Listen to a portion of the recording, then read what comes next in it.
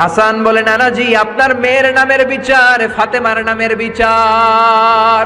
বিশ্বনবী মসজিদে নববীতে জোহরের নামাজ পড়ে হাসান হুসাইনকে দেখতে গেলেন, যে দেখে ফাতেমা রান্না করে। আসলে কি রান্না করে? চুলার মধ্যে পাতিল দিয়ে পানি গরম করে আর হাসান হুসাইনকে বুঝ দেয়, ঠিক কিনা?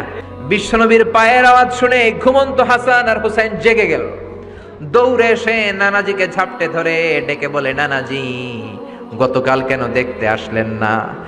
আজকে দুপুর হয়ে গেল, বিকেল হয়ে যাচ্ছে, এখন বুঝি আপনি দেখতে আসার সময় হলো?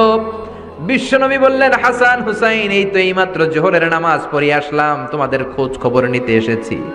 হাসান আর হুসাইন বলল, কি খোঁজ খবর নিবেন? খোঁজ খবর নেওয়ার আগে একটা বিচার করে দেন। বিচার? আপনি তো আহকামুল হাকিমিন। বিশ্বনবী বললেন, কিসের বিচার? হাসান বলে, নানাজি আপনার মেয়ের নামের বিচার। বিশ্বনবী বললেন, ও হাসান, আমার মেয়ে ফাতেমার আবার কি বিচার? কি অপরাধ আমার ফাতেমার? হাসান হুসাইন চোখের পানি ছেড়ে দিয়ে ডেকে বলে, নানাজি আপনার মেয়ে আমাদেরকে খাবার দেয় না কেন? গতকাল সারাদিন বলেছে রাত্রিবেলা খাবার দিবে, রাতে খাবার দেয় নাই। আমাদেরকে বলেছে তোমরা ঘুমিয়ে যাও, আমি রান্না করি, সকালে দিব। ঘুমায় গেলাম, সকালবেলায় খাবার চাইলাম, আপনার মেয়ে ফাতেমা তখন আমাদেরকে খাবার দেয় না। দাদা, আমরা ছোট্ট দুইটা মানুষ ক্ষুধার জ্বালায় বেহুশ হয়ে যাই, আর সহ্য করতে পারি না, আপনার মেয়ে খাবার দেয় না।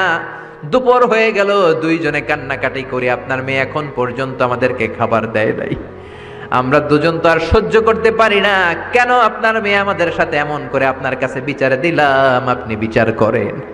বিশ্বনবী আর কি বিচার করবেন? ডেকে বললেন, হাসান রে কাছে আয়। বিশ্বনবী শাম দেশের জুব্বা পড়তেন, শাম দেশের জুব্বাটা উপরের দিকে উঠালেন, হাসান রে দেখালেন, এই তো দেখ তোর নানার পেটের মধ্যে 3টা পাথর বাঁধা। একদিন না খেয়ে থাকার কারণে তোদের পেটে এত জ্বালা, এত কষ্ট।